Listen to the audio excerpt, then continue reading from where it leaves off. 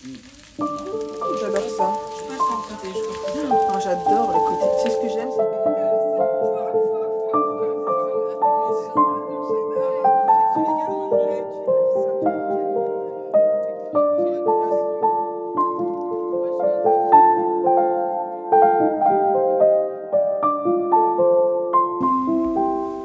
Hello et bienvenue sur un nouveau vlog lecture. J'ai l'impression d'être... Je suis un peu décoiffée. En fait, je ne suis pas vraiment coiffée, c'est plutôt ça. Genre, il y a des ballons de fête, là, c'est un peu genre... la reprise après les vacances, après avoir fait la fête pour le nouvel an. C'est un peu ça. Bon, en plus, c'est pas vrai parce que j'ai déjà repris le boulot depuis jeudi dernier, donc c'est pas grave. On est lundi 6 janvier, j'espère que vous allez bien. Je vous souhaite à nouveau une belle année sur ce début de vlog lecture. J'aimerais filmer cette semaine jusqu'à peut-être samedi et puis vous proposer la vidéo samedi ou dimanche parce que dimanche je vais partir et j'aimerais bien vous faire une petite vidéo à part vlog. Alors au moment où je vous parle, là on a l'impression qu'il y a de la lumière et effectivement il y a une petite percée de soleil mais les nuages vont à fond la caisse et il pleut, il y a du vent. C'est pas génial. Là, il y a des personnes qui travaillent à côté. Vous aurez peut-être des bruits d'ailleurs de travaux. Mais je les plains parce que, bon, ils sont à l'abri, hein, parce qu'il y a une toile, mais je me dis, c'est pas cool. Je me suis fait un petit thé et je me suis dit, je vais avoir une réunion. Elle a été annulée, donc je me suis dit, allez, on ouvre le vlog. Pourquoi pas. Déjà, je voulais... Il y a un bip bip qui est très énervant. Je pense qu'il y a des personnes qui font des nettoyages. Je vais quand même regarder. Donc ce sont bien les travaux qui font ce bruit. J'espère que vous entendez pas trop parce que c'est un peu strident comme son. C'est pas très agréable. Alors, je vais déjà commencer à vous montrer... Excusez-moi 2 secondes. Je suis en plein rangement. Je tiens à vous dire déjà que ce matin, avant de commencer le boulot, j'ai commencé à faire du tri dans mes bibliothèques puisqu'il faut absolument que je fasse de la place. J'ai un gros problème de place. Donc je me suis dit, au lieu de faire tout d'un coup, et en fait je ne trouverai pas le temps, je vais le faire un petit peu tous les jours avant de commencer le boulot. Donc là j'ai commencé là-haut, dans notre chambre, on a notamment les poches. Et j'ai sorti des poches. Il y a une partie qui va aller en ressourcerie que je vais d'ailleurs déposer mercredi. Et puis, je me suis dit, allez, vas-y, j'étais en train de ranger un petit peu cette partie-là, où j'empile les livres. Et je me suis dit, en fait, tu vas pas empiler, tu vas mettre directement sur Vinted. Alors, j'ai fait ça rapidement. Et donc, il y a une partie de mes poches et quelques grands formats qui sont arrivés sur Vinted ce matin. Une dizaine, douzaine, je sais plus. Non, si, 14, je sais parce que j'ai noté. Pourquoi j'ai noté? Parce que dans mon tire-livre, quand je mets des livres sur Vinted, ça me rapporte du flouze. Enfin, pour moi, dans mon tire-livre, vous voyez, donc du coup c'est bien, ça me motive, vous voyez. C'est une bonne chose cette histoire de tire-livre, je pense que ça va bien m'aider. Alors, je viendrai vous parler des premiers livres lus que j'ai finis en 2025, bah, du coup dans les 6 derniers jours. J'ai fini un roman et 2 graphiques, donc je viendrai vous en parler un peu plus tard, peut-être aujourd'hui, je ne sais pas. Là je voulais vous montrer ce que j'étais en train de lire par support. Alors dans mes oreilles j'ai... Dune, j'ai mis Dune dans mes oreilles, le dernier, et je regrette pas parce que c'est vraiment pas mon préféré, mais la lecture audio le fait avancer tranquillement. Là j'en suis à 200 pages, c'est très sympa quand même, mais voilà, je suis plutôt contente de le terminer sur ce support. J'avais envie de le terminer en 2024, mais ça n'a pas été le cas, et du coup j'ai un peu abandonné l'idée de le lire en lecture papier. Et c'est pas grave, ça ira très bien. De toute façon, comme je commençais ce pavé là en janvier, j'allais pas non plus me mettre 2 gros pavés en même temps. Ça, c'est pas très cool de faire ça. En e-book, je vous mettrai plutôt la vignette ici parce que c'est pas très intéressant de revenir vous montrer. Je suis en train de lire Le Cahier bleu de... Alors, parce que je me souviens plus de l'auteur, bien sûr. Le Cahier bleu de J.R. Cobencroft, qui est français, malgré son nom. Et c'est de... Alors, ils appellent ça... Ils l'ont catégorisé dans fantastique. Ça parle de la paralysie du sommeil. et j'ai lu que 20%, mais franchement c'est pas mal, c'est pas mal. Je l'ai mis dans la catégorie, je m'étais dit peut-être que je me l'achèterais dans la catégorie des challenges de la crypte, dans la catégorie, je vais y arriver, de l'horreur cosmique. Voilà, donc je vous en dis plus parce que pour le moment, voilà, je peux pas vous en dire plus pour le moment, je préfère vous en parler un petit peu quand je l'aurai terminé, mais c'est pas mal du tout. Ensuite, en graphique, j'ai commencé ce matin Eat and Love Yourself de Sweeney Boo chez Ankama. Donc c'est un comics qui parle de cette jeune femme qui est mal dans sa peau. Voilà, une jeune fille vraiment qui ne pense qu'à ses kilos en trop et qui, par le biais d'un chocolat qu'elle mange, qui s'appelle Eat and Love Yourself, fait des retours dans son passé. Et je sais pas trop ce que ça va avoir finalement comme effet, mais pour le moment ça a l'air de lui faire du bien, donc on va voir. Bon, normalement cette semaine je termine le recueil maudit puisque je viens de passer la nouvelle de Patrick Sénécal et j'en ai lu encore d'autres après. Alors oui, elle était pas mal, finalement c'était pas forcément la meilleure, mais c'était quand même pas mal. Il doit me rester 5-6, oui il me reste pas beaucoup de pages, je vais essayer de le terminer parce que j'ai pas envie de l'emmener dans mes bagages, vous voyez. Alors, il y en a un qui va m'accompagner dans mes bagages malgré sa taille, c'est celui-ci. Donc c'est Une colonne de feu de Ken Follett, parce que je ne l'aurai pas terminé d'ici la fin de la semaine. J'en suis là où il y a le papier, le tissu, le marque-page de Gaël. Donc j'ai lu 200 pages. Hier soir, je me suis endormie dessus. Je suis à jour parce que normalement on est censé lire un chapitre par jour et je suis en train de lire le 6e, mais moi je me suis plutôt fait un découpage de 50 pages par jour. Donc aujourd'hui je lis ça, cette partie là, et peut-être que j'engagerai la seconde partie parce que bon, en fait ce week-end j'ai pas eu le temps beaucoup de lire.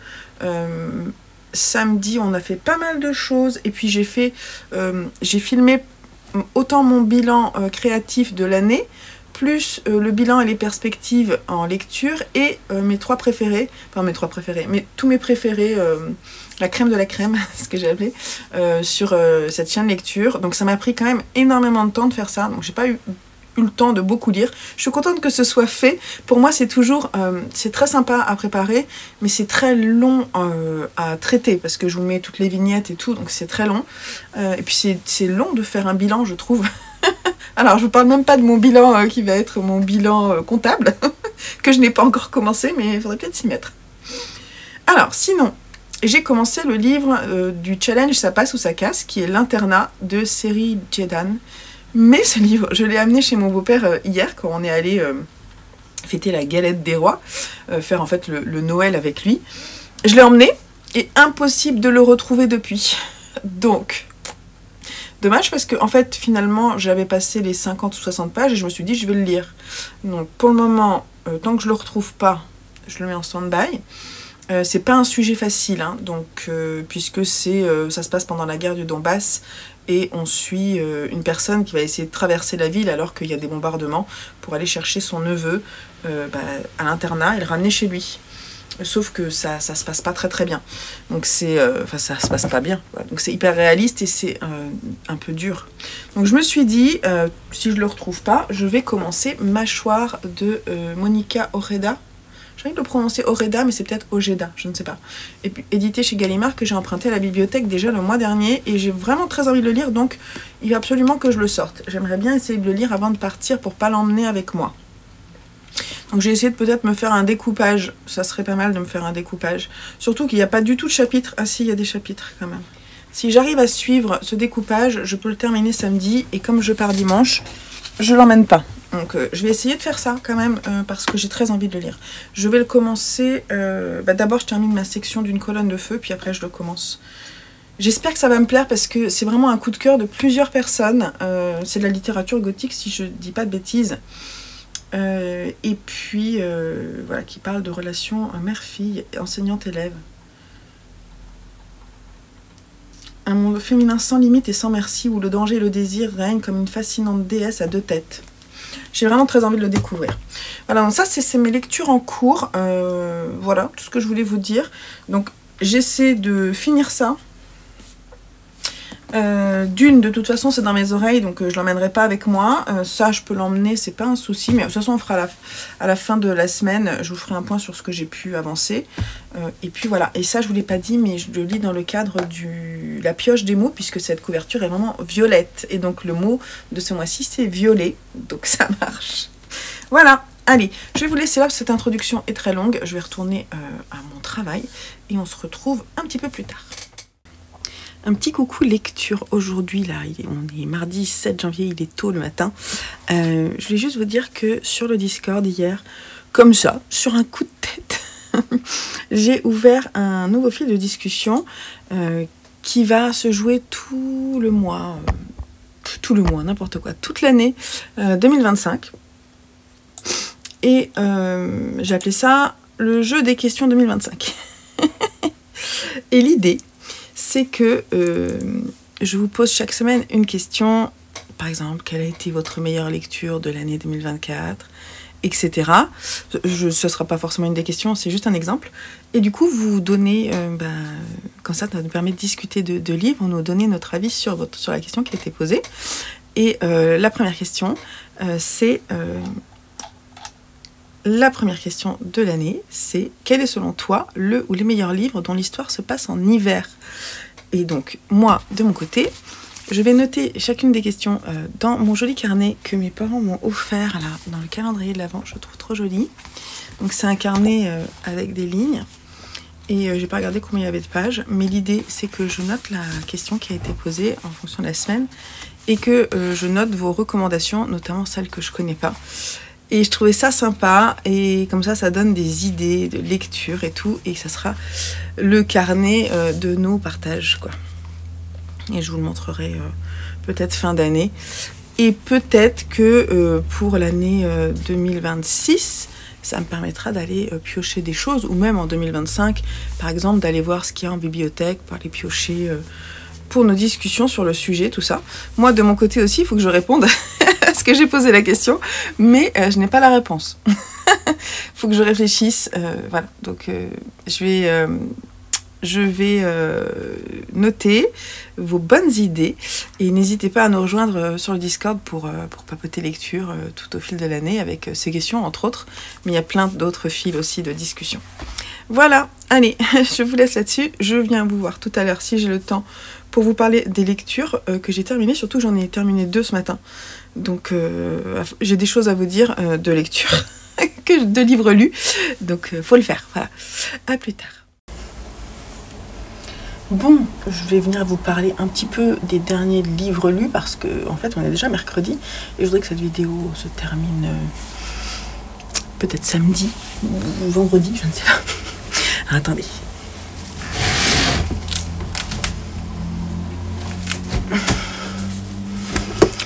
Je suis assise sur le lit qui est déposé là parce qu'il y a mon fils qui dort avec nous dans la chambre.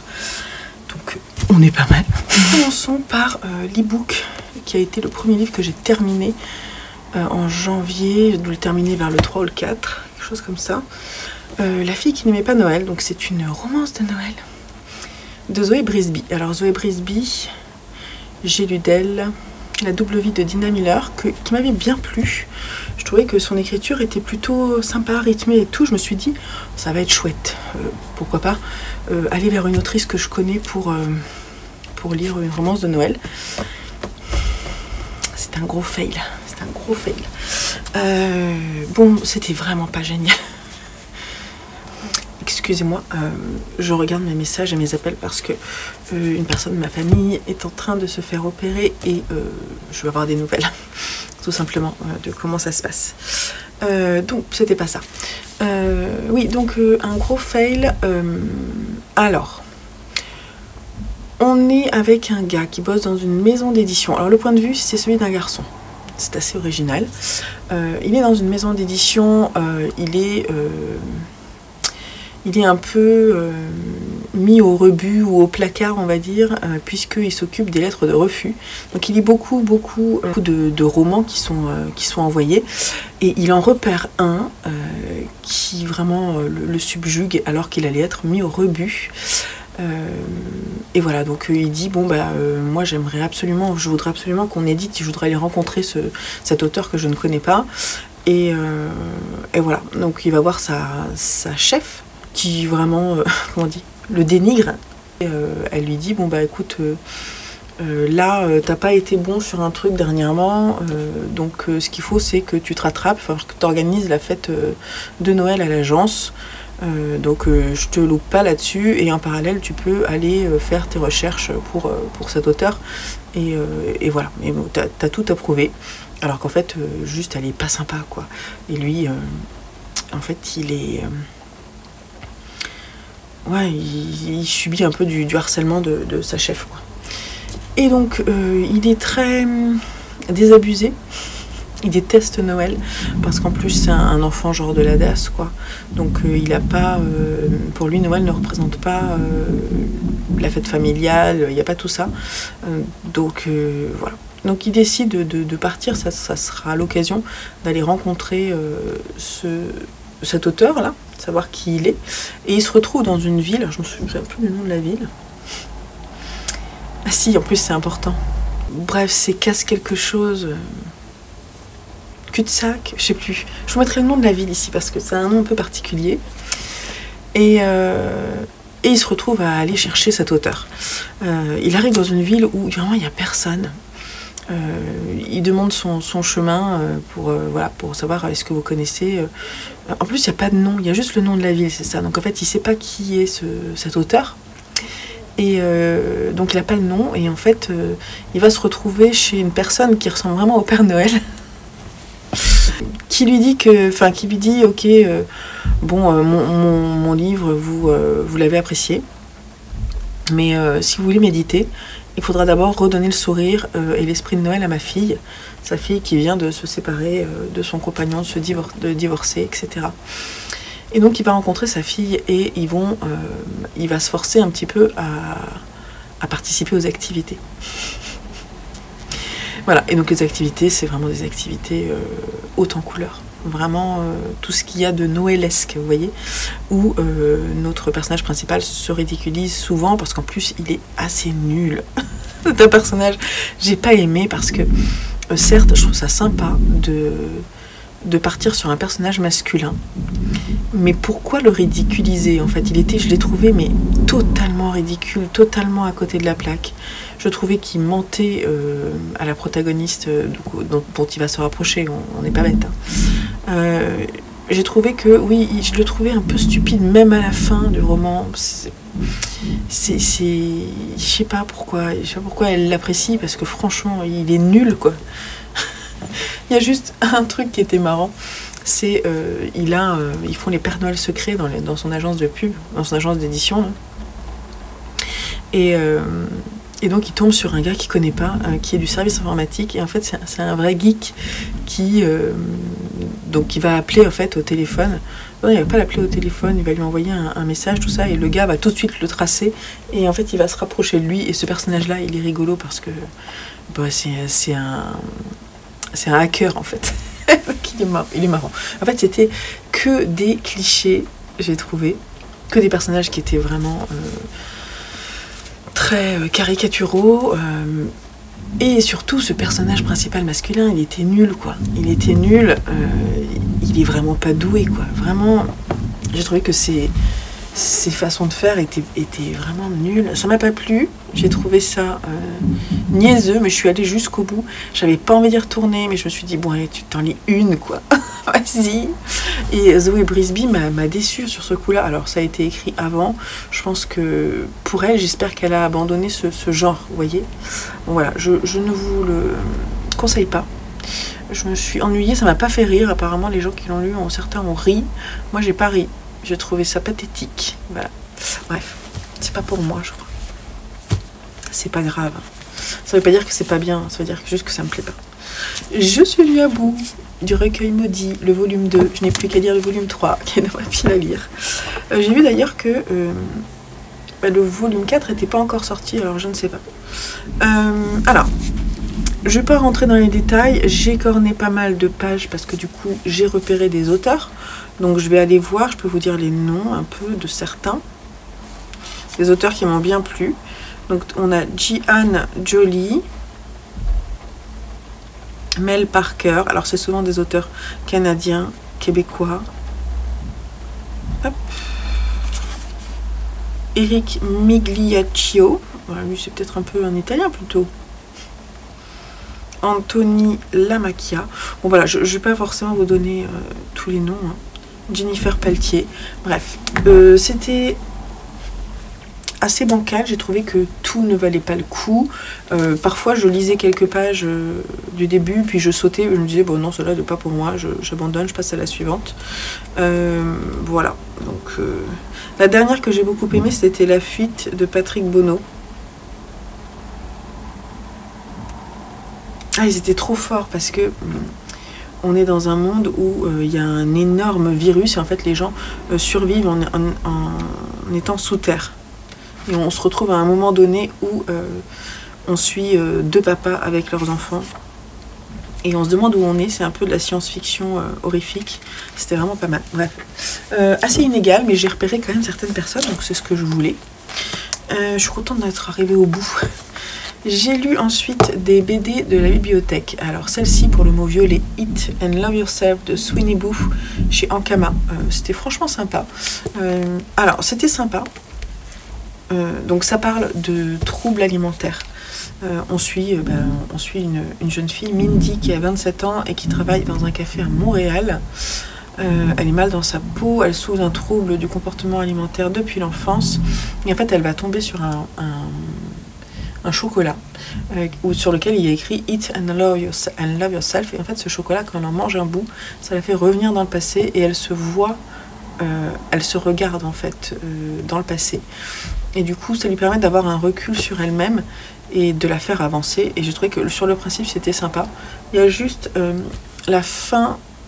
Alors ses parents en fait, notamment son père, je trouvais qu'il était assez terrible. Et en fait au moment où elle doit s'expliquer avec eux, elle le fait pas vraiment. Et j'ai trouvé que c'était un peu nul. Le constat final c'est un peu genre les parents ils sont vraiment pas parfaits quoi, nos parents, donc on doit se débrouiller tout seul. Et ça m'a un petit peu titillé. Parce que pourquoi penser que personne ne peut changer? Je ne sais pas. Bref, en tout cas c'était intéressant quand même, c'était bien. Alors sur le genre d'image, on est sur quelque chose comme ça, je vous montre. Voilà. Et ensuite j'ai lu La Bête, le tome 1 et le tome 2 de Zidrou et Franck P. Et voilà, avec le personnage du Marsupilami. Donc là c'est de sa découverte par... alors on est dans les années 50, on est en France, on est en Belgique, pardon. Et on suit d'abord le personnage d'un petit garçon, ouais, on est en Belgique, à Anvers. Et un petit garçon qui est le souffre-douleur de ses copains de classe parce que sa mère, en fait, elle a été amoureuse d'un Allemand qui les a ensuite abandonnés. Et en fait, du coup, ça lui colle à la peau et elle est mal vue. Elle est un peu mal vue, pourtant c'est une femme qui est droite dans ses bottes et que les gens aiment bien parce qu'elle est quand même... elle est quand même efficace, elle travaille sur les marchés, vraiment, ça bosse, ça bosse. Son fils, sa grande passion, c'est les animaux, et c'est un peu genre le zoo chez eux. Et un jour, comme il va se faire vraiment très embêter par ses copains, à propos notamment de l'histoire de sa maman, il va tomber sur cette bête étrange, un mélange entre un guépard et un singe, avec une queue qui est très très très longue, et il va la ramener chez lui et voilà. Donc après il va l'emmener un moment chez un vétérinaire qui va s'intéresser à la bête, et donc on a un zoologiste qui va vouloir l'étudier, des personnes qui vont vouloir l'étudier, des personnes qui vont vouloir en fait la voler, et donc c'est un peu des aventures avec ce personnage. Moi je connaissais pas l'histoire du Marsupilami, donc inspiré c'est dans le magazine Spirou, c'était, pour moi il parlait, mais non, apparemment il parlait pas, donc c'était voilà. Donc là on est sur un côté, il y a de l'humour quand même un peu, mais c'est quand même surtout de l'aventure et du drame un peu, vous voyez. et de l'historique. Et c'était franchement pas mal. Il y a pas mal de clins d'œil à la BD aussi, donc c'est plutôt chouette. Du coup, j'ai commencé Mâchoire de Monica Orreda. Et j'ai lu 100 pages à peu près, donc d'ailleurs je vais pas tarder à y retourner. Voilà tout ce que je voulais vous dire. On se retrouve un petit peu plus tard, d'ici vendredi ou samedi, pour clore ce premier carnet de lecture. Voilà, donc je vous fais des gros bisous. À plus tard.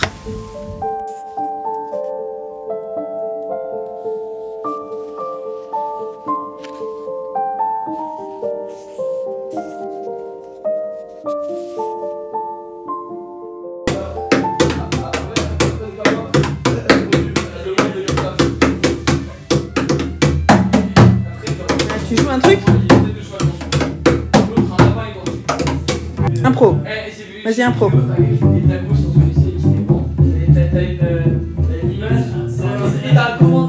Ouais, continue, vas-y. Hello.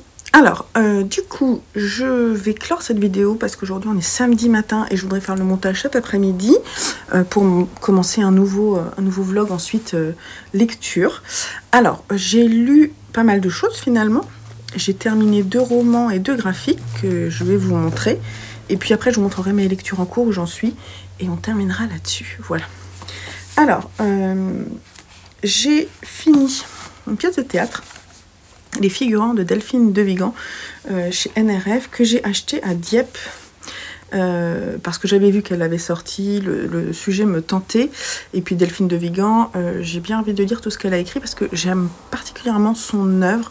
Sous couvert d'une certaine simplicité, je trouve qu'elle aborde des sujets intéressants, voire particulièrement intelligents, et avec retenue mais intelligence. J'aime beaucoup ce qu'elle fait. J'ai bien aimé cette pièce de théâtre dont le sujet est Les Figurants. C'est une pièce de théâtre assez courte, qui va mettre en scène des figurants qui participent à des séries ou à des films. On les voit sur la réalisation d'un film, on les voit dans la salle d'attente. Ils sont 4 ou 5, ils sont 5, Cécile, Orso, Bruno, Joyce et Nora. Et en fait, ils vont petit à petit se présenter, nous expliquer pourquoi ils sont figurants. Est-ce que ce sont des comédiens qui ont raté leur carrière, des personnes qui aimeraient se mettre en avant ou justement sont plutôt sur la réserve, etc.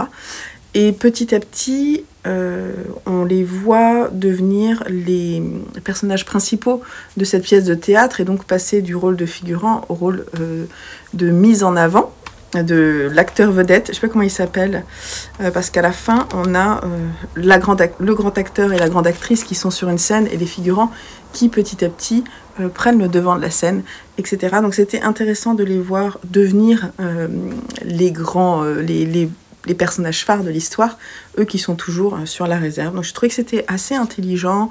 Voilà, ça m'a bien plu. C'est pas extraordinaire, mais c'est bien réussi. Si la pièce était jouée, je serais capable d'aller la voir, donc je vous la conseille. J'ai également lu Déclarer l'état d'urgence climatique d'Aurélien Bouteau, et s'il était trop tard pour la transition, édité chez Rue de l'Échiquier. C'est un service presse qui m'a été gracieusement envoyé par Rue de l'Échiquier, que je remercie. Et ça a été à ma demande, hein, parce que le sujet m'intéressait. J'avais jamais vraiment lu d'essai sur le sujet et j'avais envie d'écouter, parce que je pense qu'il est important de le faire. J'ai bien entendu écouté des choses, entendu des choses beaucoup, mais j'avais envie d'avoir des clés pour comprendre l'urgence. Et c'est le cas dans cet essai. Alors il est très court, c'est peut-être la chose qu'on peut-être lui reprocher. Après moi je suis vraiment pas douée, parce que forcément je ne suis pas spécialiste sur le sujet, donc j'ai appris énormément de choses, même si c'est très court. En revanche, je pense que si des personnes sont sur le sujet, peut-être qu'ils aimeraient avoir un peu plus de billes pour étayer les propos de l'auteur. Ce qui est intéressant, c'est tout ce qui nous fait comprendre, c'est-à-dire comment il remet en question toutes les politiques gradualistes qui sont mises en place encore aujourd'hui, et comment cet état d'urgence d'un point de vue politique, fait peur et du coup n'est pas recherché par les politiciens, alors qu'en fait, il explique que c'est pas forcément vrai. Un état d'urgence, certes, ça fait peur, mais généralement, les humains réagissent de façon plutôt intelligente voilà, quand l'état d'urgence est déclaré. Et là, en fait, il explique que ça devient nécessaire et que c'est pas infaisable. Et je trouve que c'est, comment dire, positif sur la chose, sur nos aptitudes humaines à pouvoir régler ce problème. Mais bien sûr, il appuie là où ça fait mal et il explique, à la fin, il va expliquer l'heure du choix, voilà, qu'est-ce qu'il faut faire. En fait, pour lui, il faut avoir droit à un débat démocratique sur ces enjeux cruciaux qui avaient été pris au sérieux dans les années 1970 et qui nous auraient évité de nous retrouver dans cette urgence climatique. Et ça, c'est intéressant. Il demande aussi, pour lui, ce qui serait intéressant, ça serait pour justement clarifier cet état d'urgence, demander vraiment aux Français, dans le cadre d'un référendum, s'il faut choisir entre une politique climatique gradualiste ou d'urgence. Ça, je trouve ça vraiment intéressant. Et bien entendu, réfléchir voilà, aux conditions politiques, sociales, économiques et juridiques nécessaires pour la mise en œuvre de cet état d'urgence climatique. C'était vraiment très intéressant. Comme d'habitude sur les essais, moi je surligne pour me souvenir. Voilà, donc vraiment je vous le conseille parce que c'était très pertinent, c'est très accessible à tous volontairement.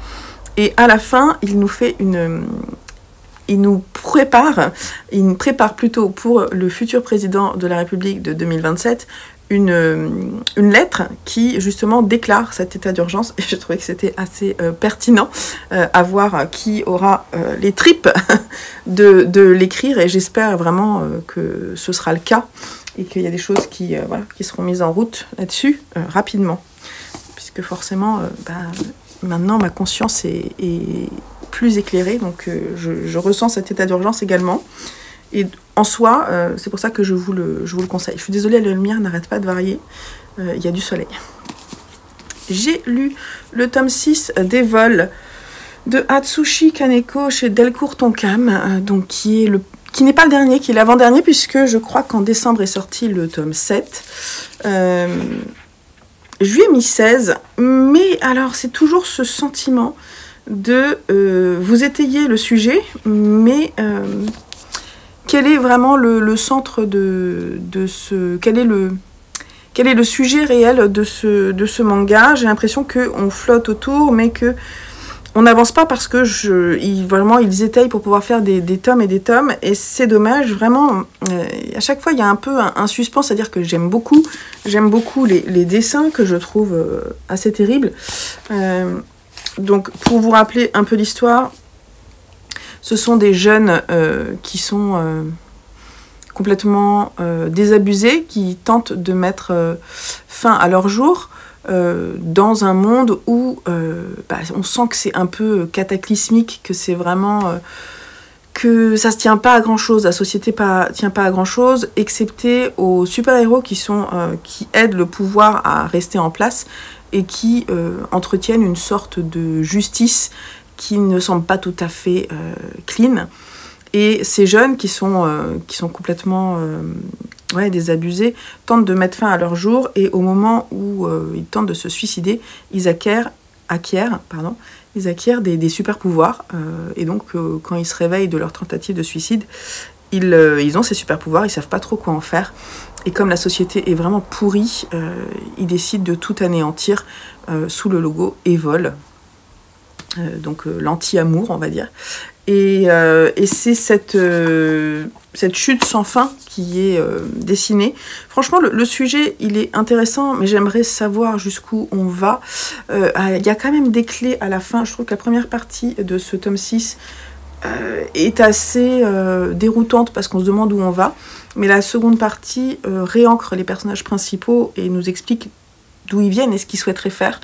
Et c'est plutôt intéressant, j'ai envie de savoir, à chaque fois ils arrivent à me tenir quand même, donc je lirai le tome 7.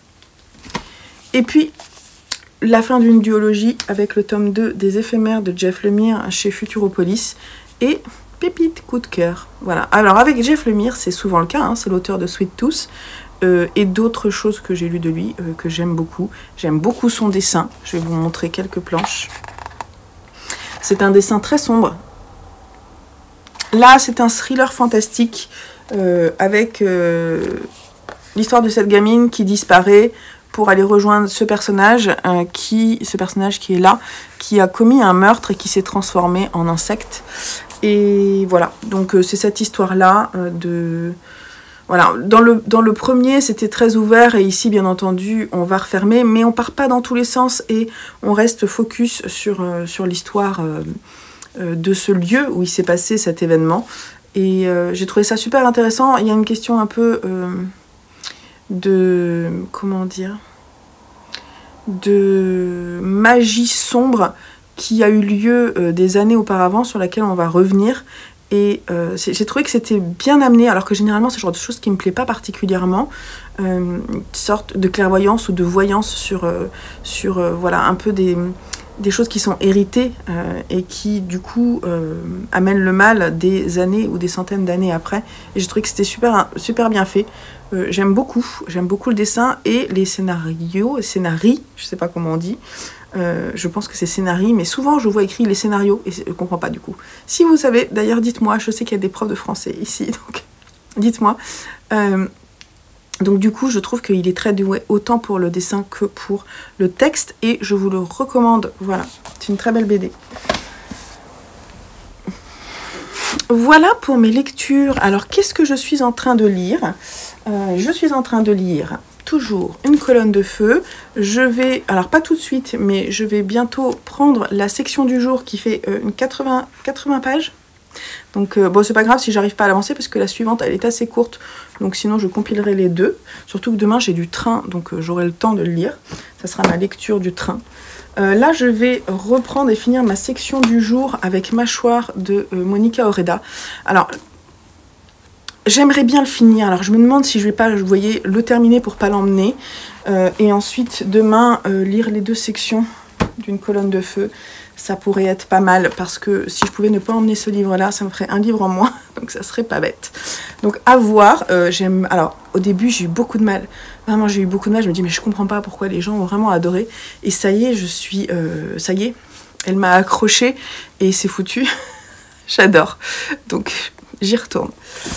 J'ai commencé hier un tout petit peu Arbres d'hiver de Sylvia Plath, qui est un recueil de poèmes, qui est précédé de La Traversée chez Poésie Gallimard NRF. Enfin, je découvre la plume de Sylvia Plath, Place, je sais pas, dites-moi aussi, je ne sais pas. Sylvia Plath. Bref. Voilà. Donc, je suis contente. Il y en a un que j'ai trouvé très beau et je vous en parlerai quand je l'aurai terminé. On a commencé cette semaine, je vous l'ai pas dit, mais on a commencé à lire Les Mémoires de la Forêt, le dernier tome de Michael Brun-Arnaud, illustré par Sanoé chez l'École des Loisirs. Et petite pépite, on en est là avec Lucien. Bon, alors je vais le mettre en stand-by du coup, mais j'aime beaucoup. Alors j'ai beaucoup aimé le premier, le 2 et le 3 un peu moins, mais celui-ci, là, je sens que ça va me plaire. Voilà. Et j'ai toujours le cahier bleu sur ma Kindle, je l'ai pas avancé.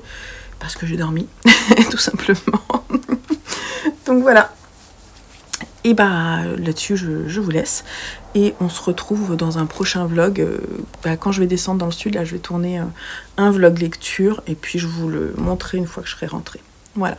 Donc je vous fais des bisous. J'espère que vous avez passé une belle semaine. Et je vous souhaite de belles lectures pour la semaine à venir. Bye bye.